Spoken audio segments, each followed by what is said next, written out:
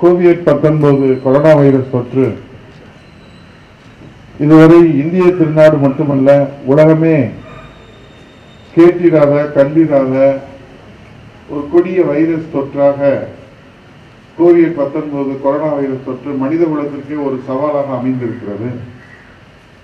இந்த சவாலை எதிர்கொண்டு மக்களை காக்கின்ற அந்த பணியிலே பல்வேறு வல்லரசு நாடுகளும் போராடி கொண்டிருக்கிறது.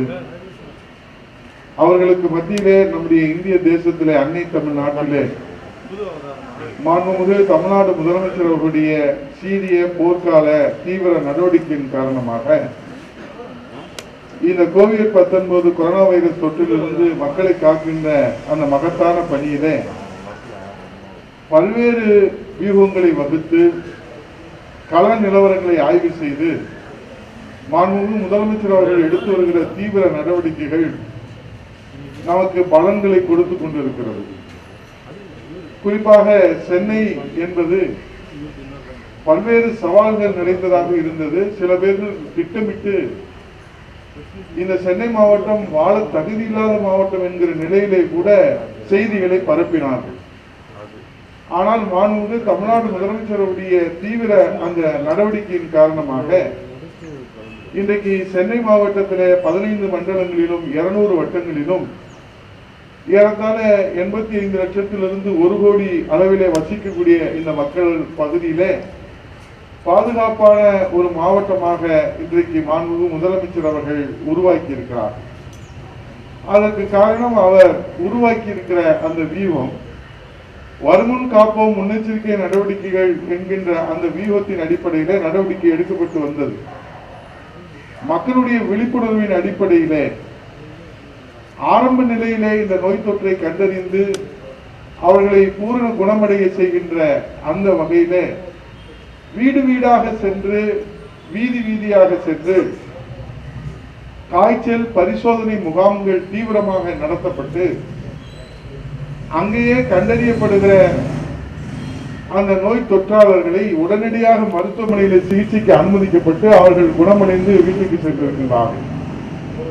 அந்த வகையில ஒவ்வொரு மண்டலத்திற்கும் இந்திய ஆட்சி பணியினுடைய தலை சிறந்த அலுவலர்களை மாண்பு முதலமைச்சர் அவர்கள் நேரடியாக நியமனம் செய்தார்கள்.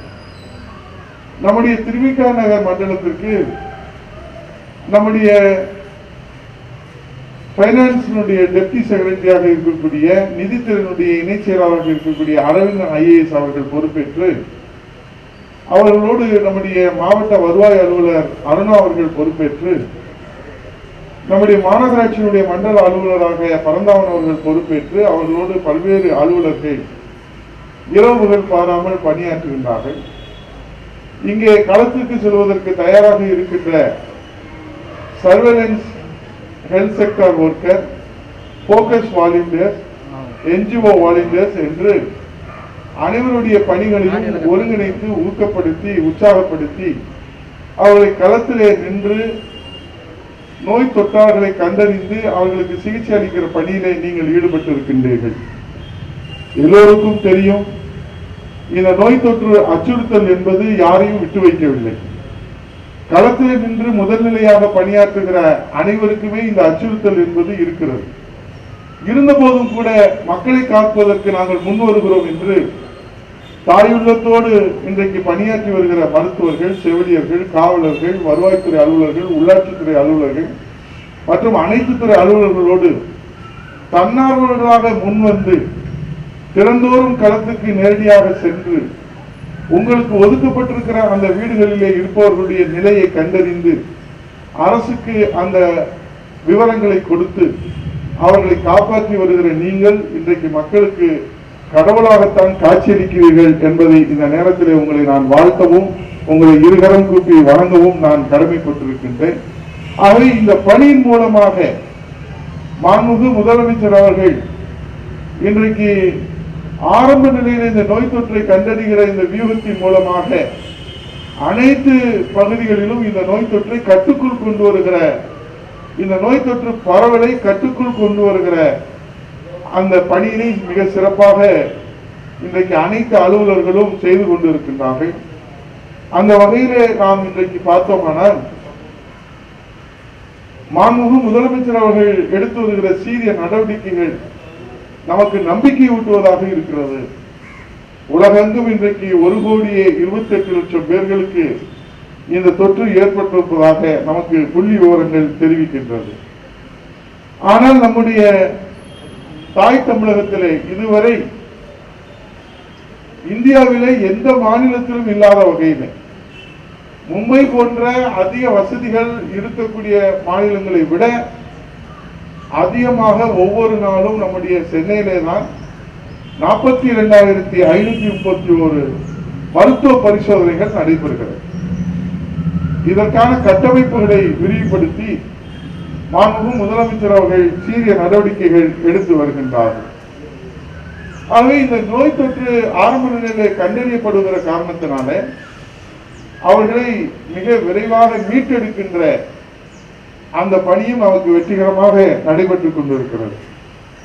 மார்ச் மாதம் தொடங்கி இதுவரை அதிகமாக மருத்துவ பரிசோதனை செய்த மாநிலம் நம்முடைய தமிழ்நாடு என்று 16,09,000 பேர்களுக்கு மிக அதிகமாக மருத்துவ பரிசோதனைகள் செய்யப்பட்டிருக்கிறது. இதிலே 1,38,470 பேர்கள் இந்த தொற்று உறுதி செய்யப்பட்டிருக்கிறது. அதில் சென்னையிலே மட்டும் 77,338 பேர்களுக்கு இந்த தொற்று ஏற்பட்டிருக்கிறது. ஆகவே இதெல்லாம் நமக்கு இந்த பணியினுடைய எப்படி திறம்பட இந்த பணியை மேற்கொண்டு வருகிறார்கள் என்பதற்கு இந்த புள்ளி விவரங்கள் நமக்கு சாட்சியாக இருக்கின்றன. நேற்றைய தினம் கூட ஏறத்தாழ 3,617 பேர்கள் வீடு திரும்பி இருக்கின்றார். தமிழகத்திலே மொத்தமாக இதுவரை வீடு திரும்பியவர்கள் பூரண குணமடைந்து அவர்கள் மக்களோடு மக்களாக வாழ்கிற அந்த தகுதியை பெற்றவர்களாக ஏறத்தாழ 89,532 பேர்கள் குணமடைந்திருக்கின்றார்கள். அதிலே சென்னையிலே மட்டும் 58,615 பேர்கள் குணமடைந்திருக்கின்றார்கள். ஆக இன்றைக்கு சிகிச்சையிலே 46,969 பேர்கள் சிகிச்சையில் இருக்கிறார். ஆக இந்த பணி என்பது ஒரு சவாலான பணி. இதற்கு முன்மாதிரியாக எந்த விதமான ஒரு வழிகாட்டுதலும் இல்லை உலக அளவில். ஏனென்றால் இந்த நோய் புதிய நோயாக இருக்கிறது. ஆகவே இன்றைக்கு இந்த நோய் தொற்றுக்கு மருந்தே இல்லை. ஒரு வருகிற போது கூட எங்களுடைய மாவட்ட கழகத்துடைய செயலாளரும் நாடாளுமன்றத்தின் முன்னாள் உறுப்பினர் அண்ணன் வெங்கடேஷ் பாபு அவர்களும் முன்னாள் சட்டமன்ற உறுப்பினர் அண்ணன் VS பாபு அவர்களும் என்னிடத்துல பேசிக் கொண்டு வருகிற போது மருந்தே இல்லாத இந்த நோய் தொற்றை குணமடைய செய்வதிலே நம்முடைய மாநிலம் முதலிடத்திலே இந்தியாவிலே இருக்கிறது. அதற்கு காரணம் நம்முடைய மாண்புமிகு முதலமைச்சர் வகுத்து கொடுக்கின்ற அந்த வியூகத்தின் அடிப்படையிலே இன்றைக்கு இரவு பகல் பாராது எந்தவித எதிர்பார்ப்பும் இல்லாமல் மக்களை உயிர் காக்கின்ற கொள்கையோடு லட்சியத்தோடு பணியாற்றி வருகிற உங்களை போன்ற அர்ப்பணிப்பு உணர்வுள்ள அந்த பணியாளர்கள் அலுவலர்களுடைய அந்த ஒத்துழைப்பும் இன்றைக்கு நமக்கு மிக சிறப்பாக இருக்கிறது. ஆகவே இதனுடைய மக்களுடைய ஒத்துழைப்பு. இப்போது முகக்கவசம் போட வேண்டும். அமெரிக்க அதிபர் ட்ரம்ப் அவர்கள் கூட இன்றைக்கு பிடிவாதத்தோடு இருந்தவர்கள் கூட இன்றைக்கு முகக்கவசம் அணிந்துதான் பொது நிகழ்ச்சியிலே கலந்து கொள்கிறார். முகக்கவசம் அணிவதனுடைய அவசியத்தை இன்றைக்கு உணர்ந்துதான் அனைவருமே இன்றைக்கு முகக்கவசம் அணிந்திருக்கின்றார். நம்முடைய பாரத பிரதமர் அவர்கள் முகக்கவசம் அணிந்துதான் அனைத்து நிகழ்ச்சிகளிலும் கலந்து கொள்கிறார்.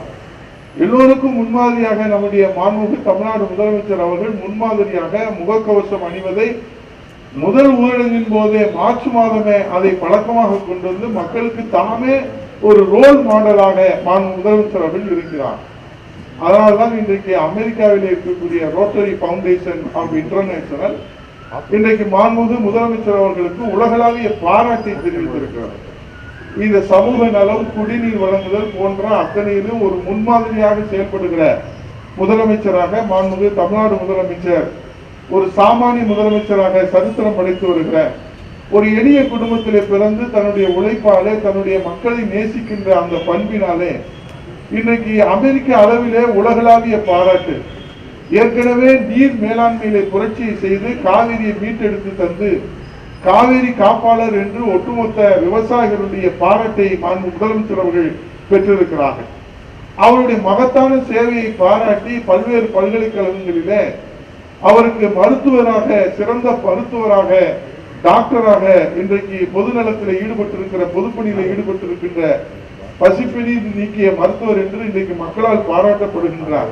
ஏனால் 2,01,00,000 குடும்பங்களுக்கு முதல் ஊரடங்கில் இருந்து 4 மாதங்கள் தொடர்ந்து விலையில்லாமல் ரேஷன் பொருட்களை வழங்கி அமைப்பு சாரா தொழிலாளர்களுக்கும் அவர்களுக்கு தேவையான நிவாரணங்களை வழங்கி அம்மா உணவகத்தின் மூலமாக 7 லட்சம் பேர்களுக்கு தினந்தோறும் 3 வேளையும் விலையில்லாமல் உணவுகளை வழங்கி பசிப்பிணி நீக்கிய மருத்துவர் என்று மக்களால் போற்றப்படுவதற்கு மருத்துவர் பட்டம், கௌரவ டாக்டர் பட்டம் வழங்கப்பட்டது. இப்படி பல்வேறு பட்டங்களையும் பல்வேறு பாராட்டுதல்களையும் அவர் பெற்று வந்தாலும் கூட இன்றைக்கு அமெரிக்க அளவில் இந்த கடுமையான இந்த சவாலை எதிர்கொள்வதில் அவர் எடுத்து வைக்கின்ற ஒவ்வொரு முடிவுகளும் தீர்க்க தரிசனமாக மக்களை காப்பாற்றி வருகிறது என்பதற்கு சாட்சியாகத்தான் இன்றைக்கு உலகளாவிய பாராட்டை அமெரிக்காவில் இருக்கிற அந்த நிறுவனம் மாண்புமிகு முதலமைச்சர் அவர்களுக்கு கொடுத்து கௌரவித்திருப்பது ஒட்டுமொத்த தமிழினத்தை கௌரவித்ததாக, இந்த உலக தமிழினத்துக்கே கிடைத்த கௌரவமாக இன்றைக்கு தமிழினத்தினுடைய பெருமையை மீண்டும் ஒரு மைல்கல்லாக இந்த பாராட்டும் இந்த வாழ்த்துக்களும் அமைந்திருக்கிறது. அவரோடு சேர்ந்து நாமும் அவரை வாழ்த்தி வணங்கி அவருடைய பணி சிறக்க வேண்டும். நாம் ஏனென்றால் சுறுசுறுப்பாக இன்றைக்கு களத்திலே நின்று ஏறத்தாழ 125 நாட்களுக்கு மேலே இந்த ஊரடங்கு நீட்டிக்கப்பட்டிருக்கிறோம். ஒரு நாள் கூட ஓய்வில்லாமல் களத்திலே நின்று பணியாற்றி கொண்டே இருக்கின்றார். ஏனென்றால் அவர்தான் இந்த ஆட்சியினுடைய தலைமை, அம்மா அரசினுடைய தலைமை தாங்கி வழி நடத்துகிறார். பல்வேறு அச்சுறுத்தல்களை தாண்டிதான், இந்த நோய் தொற்றுடைய அச்சுறுத்தலை தாண்டிதான் அவர் இன்றைக்கு கவனமாக ஒவ்வொரு அடியையும் எடுத்து வைத்து மக்களை காக்கின்றார். அத்தனை அலுவலர்களை ஊக்கப்படுத்துகிறார்கள். அத்தனை அலுவலர்களில் காணொலி காட்சியின் மூலமாக மாவட்ட ஆட்சியருடைய காணொலி காட்சிகள், பாரத பிரதமரோட காணொலி காட்சிகள், எக்ஸ்பர்ட் கமிட்டியோடு காணொலி காட்சிகள், காவல்துறை அலுவலரோடு காணொலி காட்சியின் மூலமாக ஆய்வுக் கூட்டங்கள், மருத்துவர்களோடு காணொலி காட்சியின் மூலமாக ஆய்வுக் கூட்டங்கள், அதோடு அத்தனை மாவட்டங்களில் இருக்கிற எங்களை போன்ற கழக தொண்டர்களிடத்திலே அந்தந்த பகுதியிலே வசிக்கின்ற மக்களுக்கு நிவாரண தொகுப்புகளை தடையின்றி தேவை அறிந்து அதை நீங்கள் தொடர்ந்து கொடுத்து கொண்டே இருக்க வேண்டும் என்று அறிவுறுத்தல்கள், அந்த பணிகளை சத்தமில்லாமல் விளம்பரம் இல்லாமல் ஒருங்கிணைக்கின்ற பணிகள், அரசு அலுவலர்களை ஒருங்கிணைக்கிற பணிகள், தேவையான நிர்வாக மாற்றங்கள், தேவையான அலுவலர்கள் மாற்றங்கள், அவர்களுக்கு தேவையான அறிவுரைகள், அவர்களுக்கு தேவையான அந்த ஆதரவான வார்த்தைகள் என்று அத்தனையும் செய்து கொண்டிருக்கலாம்.